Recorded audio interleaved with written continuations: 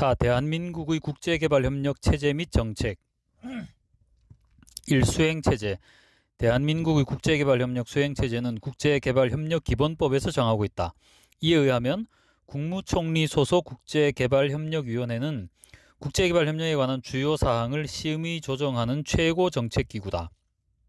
양자간 개발협력 중 유상협력은 기획재정부가, 무상협력은 외교부가 주관기관이며 국제금융기구의 가입 조치에 관한 법률에 규정된 국제금융기구와의 협력은 기획재정부가, 그리고 그 밖의 기구와의 협력은 외교부가 주관기관이다. 집행기관으로는 대외경제협력기금법 및 동법 시행령에 따라 한국수출입은행이 기획재정부 장관으로부터 대외경제협력기금 EDCF의 운용 관리에 관한 사무를 위탁받아 수행한다. 또한 한국국제협력단법에 따라 설립된 한국국제협력단 코이카가 다음의 업무를 수행한다. 개발도상국가를 위한 연수생 초청, 전문인력 파견, 해외 봉사단 파견, 개발조사, 재난구호, 물자, 자금 및 시설 지원사업. 국제협력을 위한 민간단체의 국제협력 활동에 대한 지원, 외국의 원조 관련 기관 및 국제기구와의 협력, 국제협력에 관한 이념 및 정책 수립 등을 위한 조사 연구, 그 외의 국제협력 증진을 위해 필요한 사업, 정부가 위탁하는 사업, 위에 언급된 사업에 따른 교육, 훈련, 홍보 및 그 밖의 부대 사업. 무상협력 중 무상자금협력 사업의 경우 한국국제협력단에서 전담하나 기술협력 사업은 정부 부처, 지방자치단체 및 기관에서도 일부 분담하여 실시하고 있다. 기획재정부는 기금운용위원회를 통해 EDCF를 관리하고 있으며 EDCF 관계기관 협의회를 설치 운영해 민관, 유무상, 부처 기관 간 사업 발굴 및 선정 과정에 대한 정보를 공유하고 상호간 연계 사업 확대 등 효율적인 EDCF 추진을 위해 노력하고 있다. 외교부는 무상원조 관계기관 협의회 및 분과위원회를 구성하여 무상 ODA를 시행하고 있는 시행기관들 간의 사업 중복 방지를 통한 효율적인 무상협력 추진을 주도하고 있다. 외교부는 국제긴급구호 및 인도적 지원 여타 공여국 및 국제기구, OECD, UN 등과의 대외협력 채널로의 역할도 담당하고 있다. 이 정책, 국제개발협력기본법에 명시된 국제개발협력의 기본정신, 목표 및 기본원칙과 2010년 10월 25일 개최된 제7차 국제개발협력위원회에서 채택된 국제개발협력 선진화 방안을 중심으로 대한민국의 국제개발협력 정책을 살펴보도록 하자. 국제개발협력 선진화 방안은 국무총리실, 13개 관계부처, 방송통신위원회, 한국국제협력단 및 한국수출입은행이 참여해 작성한 합동보고서이다. 1. 국제개발협력기본법. 1. 국제개발협력 기본정신, 목표 및 기본원칙. 기본정신. 국제개발협력은 개발도상국의 빈곤 감소, 여성과 아동의 인권 향상 및 성평등 실현, 지속가능한 발전 및 인도주의를 실현하고 협력 대상국과의 경제협력 관계를 증진하며 국제사회의 평화와 번영을 추구하는 것을 기본정신으로 한다. 목표. 국제개발협력의 기본정신을 추구하기 위해 국제개발협력은 다음의 사항을 달성하는 것을 목표로 한다. 개발도상국의 빈곤 감소 및 삶의 질 향상, 개발도상국의 발전 및 이를 위한 제반 제도 조건 개선, 개발도상국과의 의호 협력 관계 및 상호 교류 증진, 국제개발협력과 관련된 범지구적 문제 해결에 대한 기여, 그 외 국제개발협력의 기본 정신을 달성하기 위해 필요하다고 인정되는 사항. 기본원칙. 첫째, 국가, 지방자치단체, 그 밖의 시행기관은 국제개발협력을 실시함에 있어 다음의 원칙과 대한민국의 대외정책을 종합적으로 고려해 추진한다. 국제연합헌장의 제반 원칙 존중, 협력 대상국의 자조 노력 및 능력 지원, 협력 대상국의 개발 필요 존중, 개발 경험 공유 확대, 국제사회와의 상호 조화 및 협력 증진. 둘째, 국가, 지방자치단체, 그 밖의 시행기관은 양자간 개발협력과 다자간 개발협력 간의 연계성과 무상협력과 유상협력 간의 연계성을 강화하고 국제개발협력 정책을 일관성 있게 추진함으로써 국제개발협력의 효과가 극대화되도록 노력한다. 이 국제개발협력 선진화 방안 1. 국제개발협력의 기본 방향 기본 정신의 틀 안에서 3대 가치 지향 개발도상국의 빈곤 퇴치와 자립을 통해 수원국의 희망을 국제사회의 보편적 가치를 추구해 국제사회의 모범을 대한민국의 국격 제고를 통해 국민에게 자긍심을 추진 방식 다음과 같이 우리의 개발 경험과 국제 규범을 바탕으로 원조 효과성을 높이면서 수원국 중심의 개발 협력을 추진한다. 수원국이 원하는 원조 분야 사업을 우리의 강점과 노하우와 결합할 수 있는 원조 국가 전략에 따라 양자와 다자, 유상과 무상이 유기적으로 연계되어 시너지 효과가 창출되는 통합적 차원의 원조 수원국의 마음을 헤아리면서 우리가 도움받던 때의 경험을 떠올려 진정성을 담아 두 손으로 드리는 따뜻한 원조 OECD 다크 회원국으로서 역할 수행 OECD 회원국으로서 국제사회가 정한 원칙과 규범을 적용해 국제기준에 맞는 개발협력을 구현한다. 선진국과 개발도상국의 가교 역할에 중점을 두고 우리의 독특한 경험을 토대로 다크의 새로운 규범 형성 과정에 참여하고 2008년 다크의 검토를 통해 제시된 권고사항을 착실하게 이행한다. ODA 규모 및 비율 첫째 2009년 대한민국 ODA GNI 비율은 0.1% 수준으로 다크 평균인 0.31%에 크게 미달한다. 이에 한국의 경제 수준에 부합하는 ODA 규모 달성을 위해 2015년까지 ODA GNI 비율을 0.25%로 확대한다. 둘째, 양자 및 다자 간 ODA 비율은 70대 30 수준으로 이는 다크 평균과도 비슷한 수준이므로 2015년까지 현행 비율을 유지한다. 셋째, 양자 간 유상 및 무상 ODA 비율은 2008년 기준 한국의 유상 비율은 36%로 주요 유상 지원 8개국 평균치인 24%보다 다소 높으나 기승인한 차관 등 수원국에 대한 약속 이행 등의 여건을 감안해 2015년까지 유무상 비율을 40대 60 수준으로 유지한다. 넷째, 2008년 기준 한국의 비구속성 원조 비율은 36%로 다크 평균인 86.5%보다 매우 낮은 수준이므로 현실적인 여건을 고려해 2015년까지 비구속성 원조 비율을 75%로 높인다.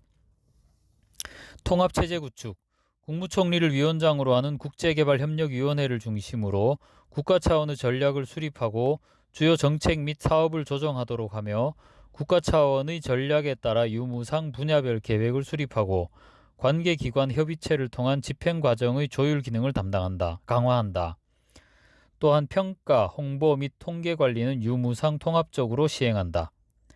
2. 국제개발협력 3대 선진화 전략 국제개발협력 선진화 방안은 국제개발협력 3대 선진화 전략으로 개발협력 콘텐츠 개발, 원조 시스템의 효과적 개편, 국제활동 참여 강화와 이의 실현을 위한 추진 과제를 제시한다. 또한 국제개발협력의 기반 확대를 위해 국민적 공감대 확보, 국민과 함께하는 개발협력, ODA 전문인력 양성 등의 3대 방안을 제시한다. 주요 추진과제는 표 5-9와 같다.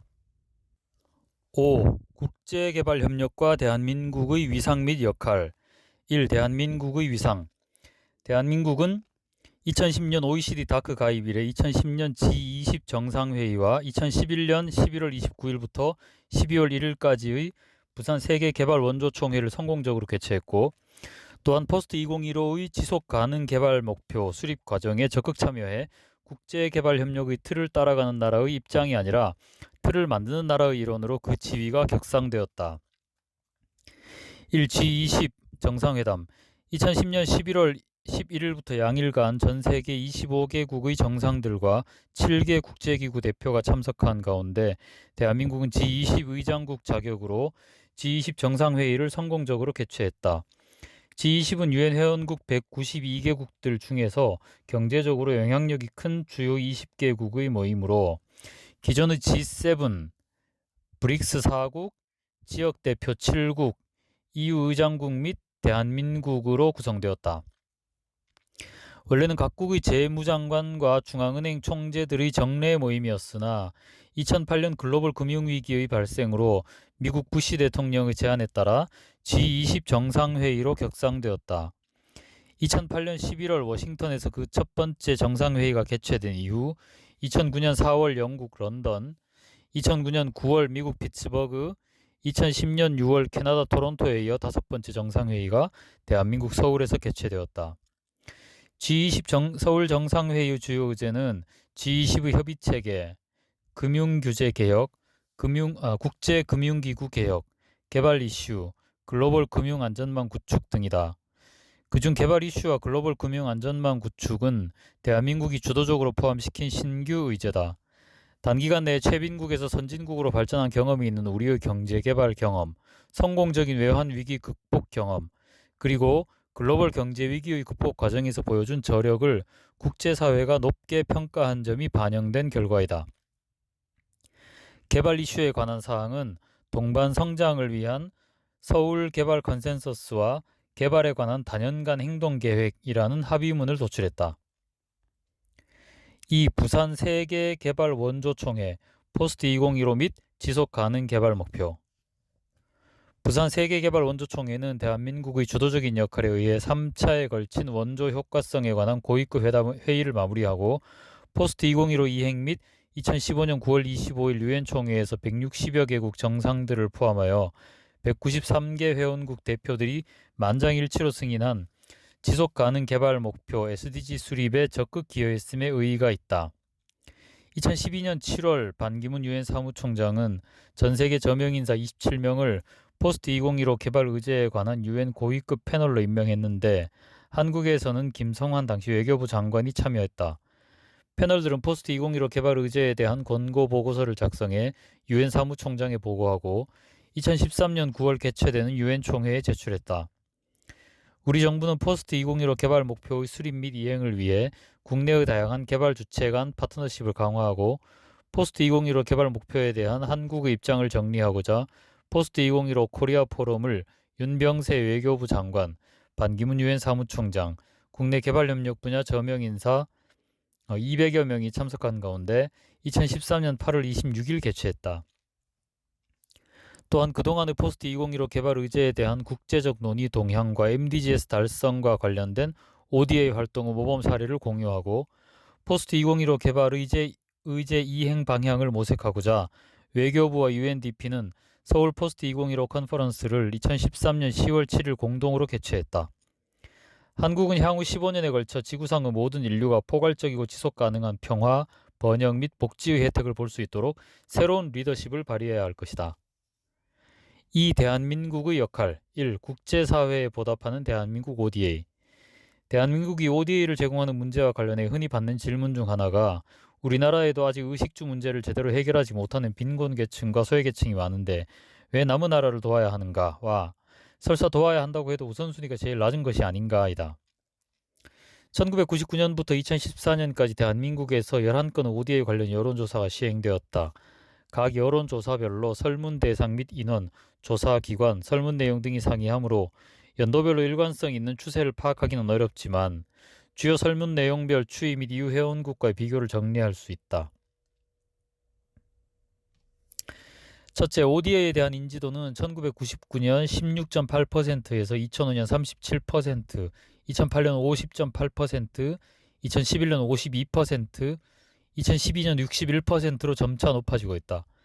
2005년 기준으로 대외 원조에 대한 EU 회원국의 평균 인지도는 62%로 나타났으며 2007년 동유럽 체코, 헝가리, 에스토니아 등 12개 EU 신규 회원국의 평균 인지도는 55%였다. 대한민국의 2012년 평균 인지도 수치인 61%는 EU 회원국 2005년 평균치인 62%와 유사하다. 둘째, 대한민국의 ODA 제공에 대해서는 대체로 찬성하고 있는 것으로 나타났다. 99년, 2003년, 2008년, 2011년의 조사에서는 가장 많은 응답자가 현재 수준이 적절하다고 답했다. 2002년, 2005년, 2012년 조사에서도 확대 찬성 의견이 다수였다. 2014년의 경우에는 86.5%가 찬성한 것으로 나타났다. 셋째, 대한민국의 ODA 규모 확대와 관련해 2008년 조사에서는 우리나라의 원조가 많다는 의견이 33.4%, 적절하다는 의견이 44%, 적다는 의견이 14%였다. 2009년 이후 회원국의 경우 너무 크다는 의견이 7%, 적절하다는 의견이 36%, 너무 적다는 의견이 30%로 우리보다 ODA 확대에 적극적임을 알 수 있다. 한편 우리 정부의 ODA 확대 약속 2015년까지 ODA GNI 비율 0.2%를 지켜야 한다는 의견은 2013년 56.2%에서 47.5%로 낮아졌고 현재 수준 유지가 19.8%에서 31.1%, 축소해야 한다는 의견이 15.5%에서 16.7%로 높아져 ODA 확대에 대한 지지도가 전반적으로 낮아졌음을 알 수 있다. 넷째, 대한민국의 ODA 확대 반대 이유로는 2008년 조사에서는 71%가 좋지 않은 국내의 경제 상황을, 14.5%가 커지는 세금 부담을 들었다. 2011년 조사에서는 국제사회에 약속한 ODA 규모 확대에 대해 현재 경제 상황을 고려해 축소하거나 확대하지 말아야 한다는 의견이 26.6%였다. 이로써 경제 여건과 ODA 규모에 대한 지지 여부가 상관관계가 있음을 알 수 있다. EU의 경우도 유사하다.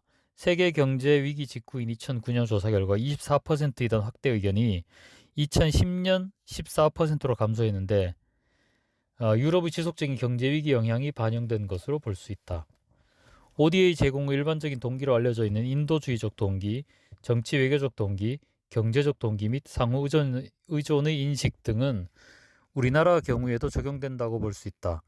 하지만 개발 원조와 관련하여 대한민국이 다른 선진국들의 경우와 차이점이 있다면 우리나라는 국제사회의 도움으로 주요 개발 원조 수혜국에서 원조 공여국으로 변모할 수 있었다는 것이다. 이와 관련해 대한민국 ODA 제공은 국제사회의 진 빚에 대한 보답이라는 차원에서도 살펴볼 필요가 있다. 보통 사람들은 사회생활을 하며 어떤 관계이건 남의 도움을 받으면 설사 반환의 의무가 없다 하더라도 도움을 준 당사자에 대해 언젠가는 보답해야겠다는 도의적인 의무감을 느낀다. 주고받는 원칙에 입각한 국제관계의 경우도 마찬가지다. 국가 간 도의적 보답에 관해 몇 가지 신뢰를 살펴보자. 첫 번째 사례는 한국과 터키와의 관계다. 터키는 6.25 전쟁 당시 유엔의 깃발 아래 참전한 16개국 중 하나다. 그런데 1999년 8월 18일 터키에 대규모 지진이 발생해 6,000명 이상의 사망자와 수만 명의 부상자가 발생했다. 그러나 터키에 고작 7만 달러를 구호금으로 전달키로 했다는 한국 정부의 방침이 보도되면서 우리 정부의 무성의한 처사에 대해 연일 언론과 일반인들로부터 신랄하고 따가운 비난이 쏟아졌다. 두 번째 사례는 멕시코와 에티오피아 사이에 교환되었던 5,000달러의 구호자금과 관련된 것으로 로버트 치알디니의 설득의 심리학 가운데 상호성의 원칙이란 부분에 언급된 내용이다. 1985년 에티오피아는 세계 각국의 자국의 고난과 궁핍의 실상을 알렸다. 경제 상황은 파탄지경이었고 수년간의 가뭄과 내전으로 인해 생필품도 바닥이 난 상태였다. 수천 명의 국민들이 질병과 굶주림으로 죽어가고 있었다.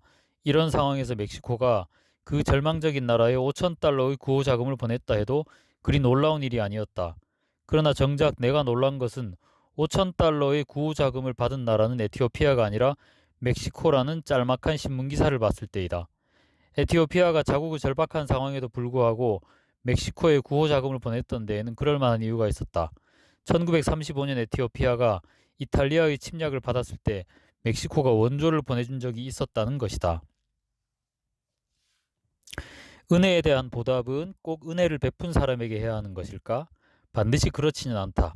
세계적인 흉부외과 의사로 명성 높으며 MBC 성공시대에도 소개된 바 있는 송명근 교수의 사례를 보자. 송 교수는 미국 오리건 대학 병원에서 2년 넘게 근무한 후 귀국하기 전 3개월 동안 개인 돈 2만 달러를 들여 미국 내 11곳의 세계적인 심장센터에 2, 3주씩 머물면서 세계적인 심장 외과 석학들의 독특한 수술법, 치료법, 치료 시스템의 개발 등을 직접 보면서 공부했다.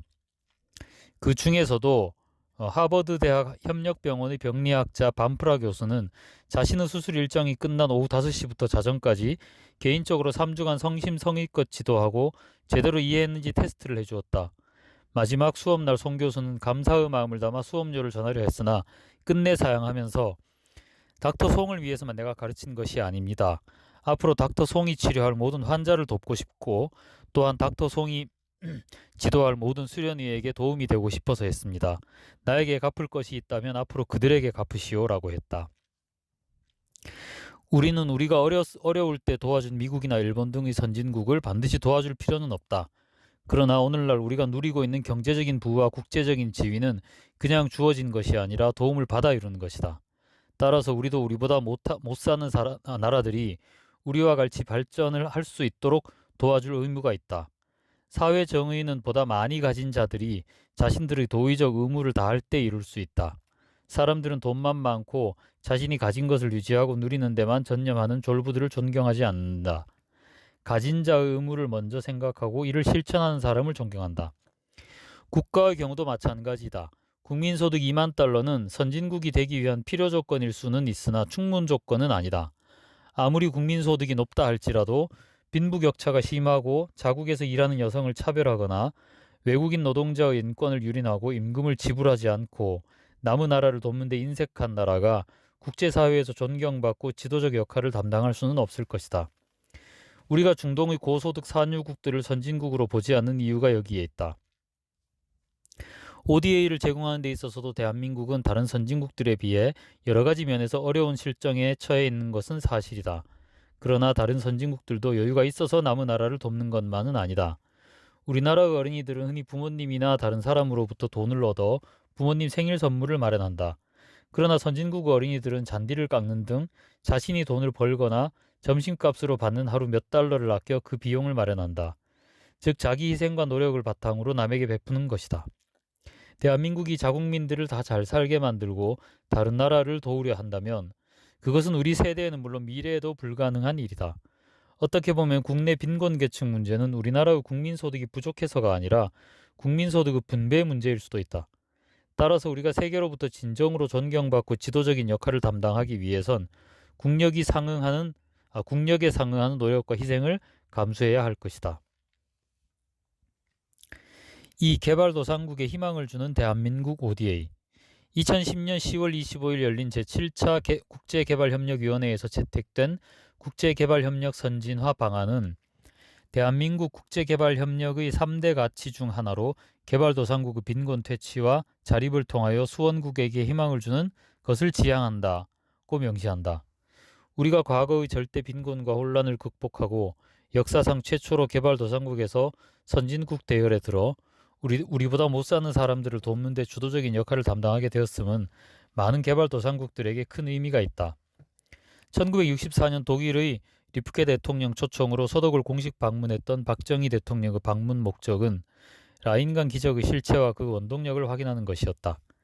이 시기에 자란 학생들은 독일의 경제 부흥과 관련하여 라인강 기적에 대한 이야기와 최소 4사람은 모여야 성냥 하나를 태운다는 독일인의 절약 정신에 관한 이야기를 귀가 따갑도록 들으며 그들을 부러워하며 자랐다. 한편 도저히 이룰 수 없는 꿈만 같은 한강의 기적을 이룩하자는 얘기도 많이 들었다. 지금 생각하면 한강의 기적이야말로 진정한 기적이라 할 수 있다. 독일은 세계대전을 일으킬 정도로 강대국이었다. 2차례 전쟁에서 패했지만 미국의 마셜 플랜으로 빠른 시일 내에 부흥했다. 망한 기업이 정부의 자금 지원을 받고 회생한 것과 유사하다. 모든 정보와 기술, 인재, 조직, 네트워크 등을 다 갖추고 있지만 다만 자금 부족으로 어려움을 겪던 회사가 자금 지원으로 회생하는 것은 그리 어려운 일은 아니라고 할 수 있다. 하지만 우리의 경우에는 그야말로 무에서 유를 창조한 것으로 불가능한 일을 했으니 기적이라 하지 않을 수 없다. 에리 프롬은 사랑의 기술에서 인간을 개발시키는 데 있어 가장 중요한 가르침은 성숙하고 사랑할 수 있는 능력이 있는 사람이 단지 존재한다는 것만으로 줄 수 있는 가르침이라고 언급했다. 인도 마하트마 간디는 돈도 집도 없고 심지어 입을 옷 한 벌조차 제대로 없었지만 존재 자체로 수억 명의 인도 사람들을 하나의 마음으로 뭉치게 했다. 김수환 추기경이나 법정 스님의 경우도 마찬가지이다. 김수환 추기경 일주기 추모 미사에서 천주교 서울대 교구장 정진석 추기경은 그분은 추기경이기 전에 따뜻하고 여린 마음을 지닌 한 사람으로 존재 자체만으로도 우리에게 큰 위안이 되었다며 우리 사회가 당면한 갈등과 분열을 해결하기 위해서는 전혀 다른 견해를 가진 사람들과의 대화를 마다하지 않았던 김추기경님의 삶을 모범으로 삼아야 할 것이라고 강조한 바 있다. 2010년 3월 입적한 법정 스님은 우리 사회에 나누는 마음에 대한 큰 교훈을 남겼다. 마지막으로 무에서 유를 창조해 최빈국에서 선진국으로 부상한 대한민국이 지구상에 존재한다는 자체가 많은 개발도상국에게 무한한 희망과 가능성의 길을 열어주는 역할을 할 수 있는 것이다. 현재 대부분의 개발도상국들은 1950년 및 1960년대 초의 우리나라 여건보다 나은 실정이다. 따라서 한국이 우리보다 더 어려운 여건에서 이렇게 발전했는데 우리도 열심히 하면 한국처럼 될 수 있다는 희망을 품고 노력할 수 있을 것이다. 코이카는 아프가니스탄 전쟁 직후인 2002년 몇 차례 아프가니스탄의 지도급 인사들을 대한민국으로 초청한 바 있다. 이때 각 부처 국장급 공무원 대표단을 인솔한 파이만 기획부 차관은 나는 아프가니스탄이 내 손자 세대에서라도 잘 살 수 있으면 하는 것이 꿈이었는데 한국이 전쟁의 잿더미에서 이렇게 빠른 시일 내에 발전한 것을 보고 우리 자식들 세대에서도 충분히 가능하다는 자신감이 생겼다고 했다. 또한 각 언론사 대표단을 인솔한 자린가 시인 겸 문화정보부 차관은 역사적으로 많은 어려움을 겪은 대한민국을 아프가니스탄에 비유하면서 한국이 마침내 자유와 독립 그리고 오늘날의 기적을 이뤄낸 사실을 대한민국 아시아의 별이여로 칭송하는 감동적인 시를 지어 현지 신문에 기고했다.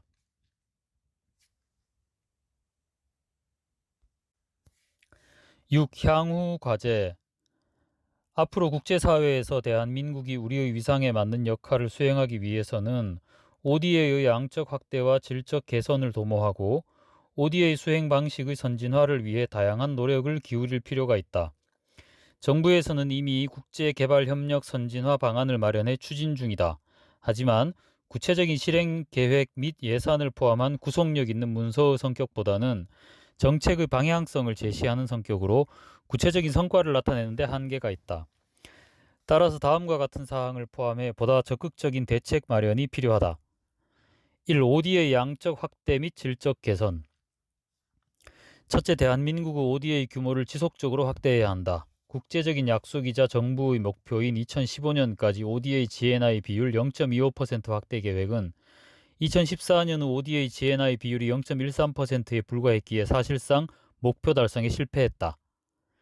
2015년 11월 10일 개최된 제22차 국제개발협력위원회에서는 지속가능 개발 목표 달성에 기여하기 위해 ODA GNI 비율을 2020년까지 0.2%, 2030년까지 0.3%를 목표로 추진하기로 의결했다. 2015년 0.25% 목표 달성 실패를 교훈으로 삼아 계획된 목표를 차질 없이 달성할 수 있도록 최선을 다해야 할 것이다. 둘째, ODA의 질적 수준을 높일 필요가 있다. 현재 양자 간 ODA 중 60% 수준의 무상 ODA를 다크 평균 수준인 87.5%와 유사한 수준으로 높일 필요가 있다. 또한 대한민국의 재화와 용역의 구매를 조건부로 하는 구속성 ODA의 비율을 현재의 64% 수준에서 다크 회원국의 평균인 13.5% 수준으로 단계적으로 낮출 필요가 있다. 이 국제 경쟁력 강화. 대한민국 ODA의 양적 확대는 새로운 기회이자 도전이 될 수 있다. 우선 ODA 확대만큼 우리나라 기업들과 국민들의 국제 ODA 시장 참여 기회가 확대된다. 전 세계 연간 ODA 조달 시장 규모는 약 1360억 달러로 앞으로 우리의 ODA 사업 경험을 바탕으로 국내 기업들의 국제 ODA 사업 참여 기회 확대가 기대된다. 반면 ODA의 규모 확대는 납세자인 국민의 부담이 가중됨을 의미하기도 한다. 다크의 가입으로 우리 기업 및 국민의 국제 ODA 조달 시장 진출에 앞서 국제 경쟁력 강화가 중요 과제이므로 대책을 마련할 필요가 있다. 첫째 대책은 대국민 홍보 및 개발 교육에 관한 사항이다. ODA는 대한민국 국민들의 세금으로 지원된다. 따라서 납세자인 국민의 이해와 지지가 필수이므로 우리 국민의 적극적인 참여가 중요하다. ODA는 사업 현장이 국내가 아닌 국외이기 때문에 일반 국민들에게 ODA의 중요성과 국민의 세금이 유용하게 쓰이고 있다는 것을 알리기란 매우 어렵다. 어린 시절부터 국제개발협력의 중요성에 대한 교육이 필요하며 또한 우리 국민의 참여 확대를 위해 관련 정보를 적극 제공하고 개발 관련 교육을 적극적으로 실시할 필요가 있다. 둘째로 우수한 ODA 사업 발굴, 기획, 집행, 감리 및 평가 등의 역할을 수행할 수 있는 개발 컨설턴트 등 전문 인력 양성이 시급하다. 흔히 물고기를 주는 대신 낚시 방법을 알려주는 것이 진정한 원조라고 한다. 하지만 대한민국의 ODA 규모가 늘어나면서 정작 중요한 문제는 이러한 방법을 효과적으로 전수할 수 있는 전문 인력이 부족하며, 나아가 전문 개발 컨설턴트 업체 수가 무시해도 좋을 정도라는 것이다. 현장에 파견되는 대부분의 전문가는 대학 교수, 연구원 등 다른 직업을 가지고 있다 보니 적기에 파견이 불가하며 그나마 적격자도 희망자도 부족한 실정이다. 표 5-20은 2011년부터 2014년간의 대한민국 ODA 재원 규모와 실적을 보여준다. 2012년부터 14년까지 실적 차이가 점차 커지고 있음을 알 수 있다. 주목할 점은 ODA 규모가 커짐에 따라 계획 대비 실적의 차이도 점점 커지고 있다는 것이다. 이는 수원국 또는 한국 측의 ODA 집행 역량과 관계 있는 것으로 판단된다. 수원국 측 역량은 다른 공여국도 마찬가지라고 가정할 때 이러한 수치는 대한민국이 급격히 증대되고 있는 ODA를 국제 기준을 준수하면서 제대로 수행할 수 있는 전문 인력 부족, 집행체제 미비 등 충분한 ODA 집행 역량을 아직 갖추지 못하고 있음을 시사한다. 일본은 여타 선진국들에 비해 반세기 늦게 식민지 경쟁에 뛰어들어 컨설팅 산업 후진국이었지만 1960년대 초부터 탈공업화 이후의 지식산업 시대에 대비해 원조 자금을 통한 개발 컨설턴트 조사 활동 대폭 확대, 해외 컨설팅 협회 설립과 전폭적인 지원, 컨설팅 수익에 대한 세금 감면 조치 등을 통해 컨설팅 산업을 대대적으로 육성해왔다. 하지만 1978년부터 97년까지 약 20년간 5차례나 ODA를 2배씩 늘려가면서 전문가 확보에 많은 어려움에 직면하자 1984년 일본 국제협력사업단 JICA 내에 국제협력종합연수소를 설립해 전문가를 대대적으로 양성해 과도기를 무난히 넘긴 바 있다. 한국의 GNI 대비 ODA는 2004년 0.06%에 불과했지만 지속적으로 ODA 확대를 위해 노력한 결과 2014년 0.13%로 10년 전보다 2배 이상 증가했으며 2020년까지 0.20% 달성을 목표로 하는 우리의 ODA 추세로 인해 일본과 비슷한 상황에 직면했다. 따라서 코이카 ODA 교육원의 기능을 대폭 강화하고 국제 ODA 조달 시장에 관한 정보 제공 확대, ODA 자금을 이용한 컨설팅 사업 확대, 국제 ODA 조달 시장 진출을 위한 금융 지원 확대, 산학연 협력체제 구축 등의 방안이 필요하다. 셋째, 연구조사 강화다. 1998년 세계은행은 원조평가라는 정책 보고서를 통해 원조 효과성과 연구의 상관관계를 밝힌 바 있다. 또한 영국의 ODA 백서는 연구조사는 빈곤을 타파하는 중요 무기이다. 연구를 하지 않으면 개발 활동이 실패하거나 성과가 낮은 반면 연구를 하면 승수 효과를 가져온다. 연구는 영국 ODA 목표 달성을 위한 핵심 요소라고 언급하고 있다. 특히 다크 가입과 관련해 환경, 여성개발, 조달, 평가 등 다크의 각종 정책 권고 및 가이드라인을 준수하는 등 ODA 업무 방식을 국제 규범과 조화시킬 필요가 있다. 다크는 UN MDGs, 빈곤, 성평등, 환경, 분쟁과 평화 및 취약국가, 무역, 원조 효과성, 원조의 질, 거버넌스의 9가지 분야를 중심으로 총 81건에 달하는 각종 가이드라인, 매뉴얼, 보고서, 출판물 등을 통해 과제별 원칙과 접근법을 제시하고 있다. 이러한 정책 권고 및 가이드라인을 제대로 추진하기 위해서는 연구조사 활동 강화가 선행되어야 한다. 또한 수원국의 실정에 적합한 수원국 중심의 원조를 위해서는 이에 대한 지역 연구는 물론 보건, 교육, 농업 등 다양한 분야와 빈곤, 환경, 여성 문제 등 개발 과제에 대한 연구 활동이 중요하다. 대한민국의 경우 국제개발협력학회의 국제개발협력연구, 코이카의 국제개발협력, 수출입은행의 한국의 개발협력 등과 같은 정기 간행물을 발행하며 최근의 ODA 증가 추세를 반영해 다양한 연구보고서를 발행 중이다. 또한 대학교 부속 연구원이나 사단법인 형태의 관련 연구소도 점차 설립되는 추세다. 하지만 대부분 전문 ODA 연구소로서의 기능은 아직 미흡하다. 자체적인 연구 역량 강화는 물론 종합정보 시스템 구축을 통한 정보 전달 기능과 국내외 다양한 유관기관 및 관계자들과의 네트워크를 형성할 필요가 있다. 덴마크의 경우 덴마크 국제개발기구 다니다로부터 연구 관련 지원을 받아오던 거버넌스, 경제정책, 공공행정연구 네트워크, 농업개발연구 네트워크, 환경개발연구 네트워크를 2007년 합병해 덴마크 개발연구 네트워크 DDRN을 발족시켰다.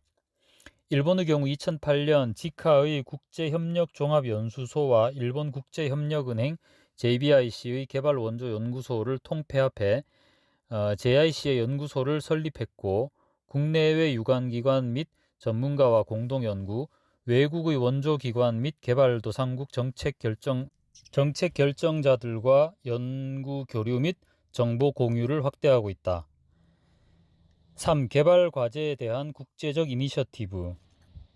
대한민국 정부는 2006년 3월 MDGs 달성을 위한 국제사회의 노력에 적극 동참하고 21세기 세계 평화와 공동 번영을 아프리카 국가들과 함께 구현한다는 비전과 목표로 아프리카 개발을 위한 한국 이니셔티브를 발표했다.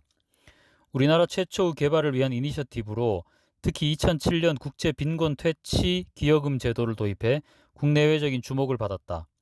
앞으로 대한민국이 명실상부한 국제개발협력의 모범국가로 글로벌 리더십을 발휘하기 위해서는 다양한 개발 과제에 대해 한국의 주도적인 노력이 필요하다.